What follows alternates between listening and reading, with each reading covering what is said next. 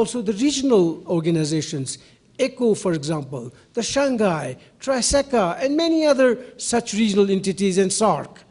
Now, we have negotiated with Pakistan, as you know, with the help of the United States, of course, the AFPAC agreement. Has AFPAC been implemented? Has it been operationalized to its full extent? The answer is no. Naturally no, because our next door neighbor, Pakistan, which is a much broader economy and bigger economy, is also a developing country. So they think a lot from that angle. Similarly, SAARC has made a very fantastic agreement which is far covers the areas of economic regional interest, is SAFTA, South Asia Free Trade Agreement. Now, has that been implemented? The answer is no. Because if SAFTA tomorrow gets implemented, believe it or not, Afghanistan, Pakistan, India, and those countries will be very much cooperating together and so on. So these are some of the difficulties that we are facing. But that doesn't mean that we should stop right there. We should be taking steps, not necessarily bigger steps, baby steps. That should be all right as well. One of the areas I do see that people-to-people contact which exists in our part of the world, but it has to be more on a sort of, understanding manner. Institute like Strategic Studies, which Dawood Muradian is heading, I think could do quite a bit of work in that area. They can bring the people together, institutions together, scholars together, exchanges together, so that get into the whole nitty-gritty of the cooperation part. So that is one area. There should be joint ventures. Why we are saying only Afghanistan's community or Afghans should be investing in Afghanistan? Yes, that was yesterday. Tomorrow is a very different. Look at the General Motors. They are having, 100 plants and so on in China. So if they can do it, we can do it as well. So our neighbors who are a little bit in better economic position, have a much better resources, could really invest in Afghanistan, in a joint venture. We have the land, we have the water, we have the resources, and the capacity and the human resources, and they have the investment. So it has to be jointly together and so on. A few years back, I was addressing in Monaco in a meeting of the Crans-Montana Forum, where the issue was how regions get involved and how regions can cooperate with each other. I had a very long chat with Turki Al-Faisal, who's from Saudi Arabia. We were discussing the issue. I said, well, why don't you lease the land in Sudan?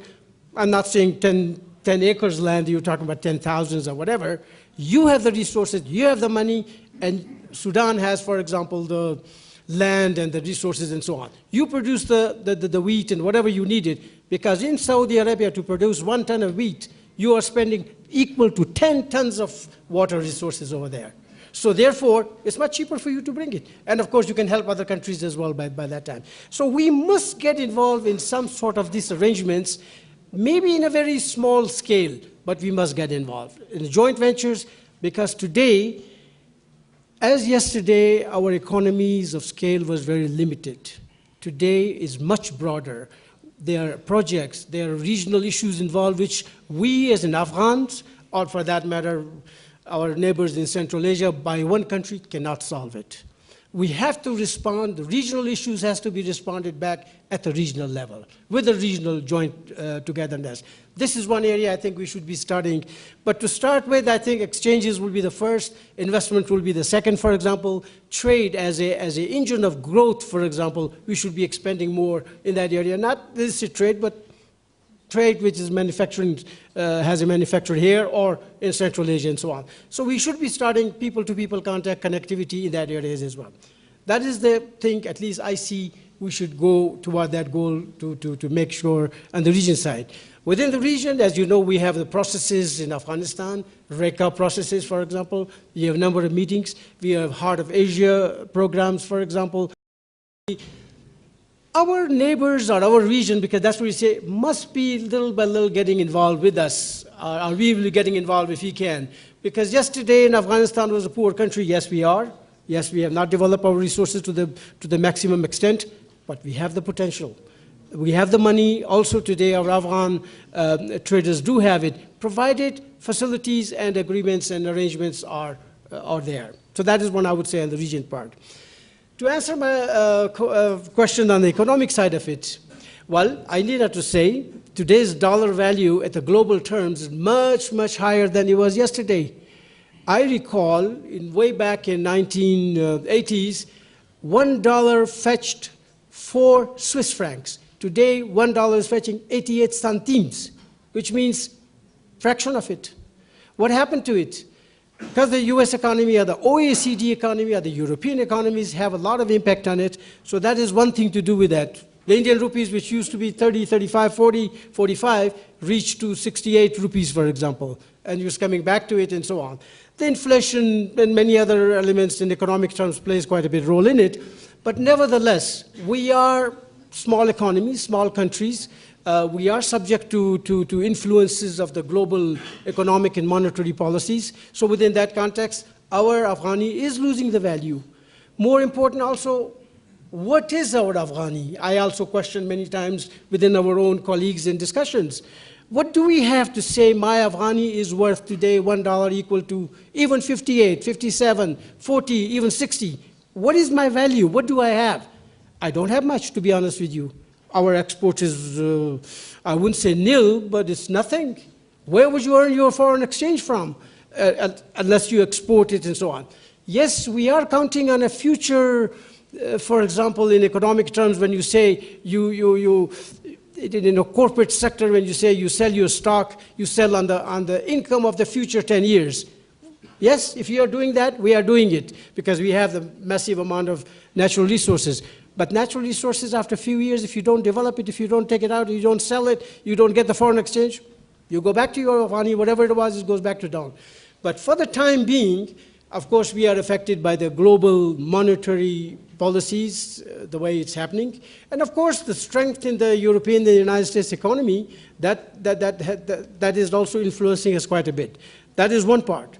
Secondly, well, don't forget, what is a market? What is a monetary market? What is an economy? It's basically, when you think of it, it's a psychology. The moment you hear a fear of some sort, right away you get panic, you sell your dollars, or you sell your Afghanis, or whatever currency you have. We are pretty much in the little bit that stage. We are not clear on many issues yet, but I think we are, in the back of our mind, we are clear, and it will go through the way we think it will be the best. So my feeling is, in any economy I've seen in Burundi, I've seen in Laos, I've seen in Cambodia, I've seen in Sierra Leone, in all these countries, when you see it, when there is a transition period in terms of security and military involvement and so on, the floods of dollars or the floods of foreign resources come in, that raises the whole country's economy and movements and the standards and so on. But the moment that is shrinking, then you come back to the senses to say, well, I cannot afford Coca-Cola anymore. So it's a reality. It will go for it. But then we have to soul search on that part. We are doing it naturally, but again, as I said earlier, we don't have much to really gain from the foreigners because we have nothing to offer other than our natural resources. Our export sector is very meager. There are a lot of proposals within this regard how to tackle there are policies that we are certainly working on it. But one area, for example, in agriculture, one has to get into area where you have the comparative advantage in any commodity or in any area. We do have in an agriculture area and comparative advantages. We have extraordinary water resources. We have a 12% land of Afghanistan today can produce and give a food to over 160 million people. And we are only 30 plus, for example. So that is another area. Then the human resources, we are farming country. So we have that as well. But there has to be developed a little bit industries that we should be doing it. Anyway, I have much to talk about it. We can certainly continue on the economic issues, but these were just the preliminary reflections that I wanted to share with you. تشکر از توضیحاتی که شما دادین که بسیار مشکلات حل میکنه. خب در رابطه با انتخابات سوال کردن که انتخابات دایر میشه یا نمیشه، خدمت باید عرض برسانم که با استناد قانون اساسی افغانستان کمیسیون مستقل انتخابات متعهد است که در 16 عمل سال 1393 انتخابات دایر کنه. هیچ بدیل دیگی وجود نداره به خاطر مشروعیت بخشیدن نظام بعد از 16 عمل 1393. ما تمام آمادگی‌های تکنیکی و لوجستیکی خود داریم مشکل وجود نداره. کمیسیون مستقل انتخابات در 34 ولایت افغانستان مراکز رایدهی را تثبیت کرده و انشاءالله انتخابات به همکاری مردم افغانستان دایر میشه. در رابطه با وضعیت امنیتی مراکز رایدهی باید بگوییم زمانی که تقویم انتخاباتی از طرف کمیسیون مستقل انتخابات به تصویب رسید، ما اینا را با سکتور امنیتی افغانستان شریک ساختیم. کمیسیون در چوکات وزارت محترم امور داخله با وجود آمد و اینا در تامین امنیت مراکز رایدهی یک پلان استراتژیک خود ترتیب کردن. با همین ترتیب کمیسیون دومی با وزارت محترم امور داخله، وزارت محترم دفاع ملی، ریاست عمومی امنیت ملی، نیروهای ایساف در افغانستان و ارگانهای محل جمع کمیسیون مستقل انتخابات با وجود آمد که ما جلسات متعدد خود داشتیم، یعنی جلسات هفته‌وار و در هر 15 روز جلسات ما وجود می داشته باشه. ارقام اخیری را که سکتور امنیتی افغانستان وعده سپردن بعد از به تاریخ 15 جدی به اختیار کمیسیون مستقل انتخابات تسلیم خواهد کردن و امیدوار هستیم که در تامین امنیت مراکز رایدهی و در تامین امنیت انتخابات سراسری در افغانستان سکتور امنیتی افغانستان موفقیت‌های چشمگیری خود داشته باشه و کوردینیشن بسیار خوب بین نیروهای امنیتی و کمیسیون مستقل انتخابات وجود دارد. تشکر. تشکر از همه دوستا. وقت تمام شده متاسفانه. تشکر از پنلیست های محترم و از کسایی که با حوصله مندی شنیدن همگی گپاره. تشکر میکنم یک بار دیگه از انستیتوت مطالعات استراتژیک افغانستان از آقای مرادیان و توقع میکنم که در مجالس آینده شان جامعه مدنی و به خصوص نهادهای زنانه را در این دیالوگ شریک بسازند. تشکر.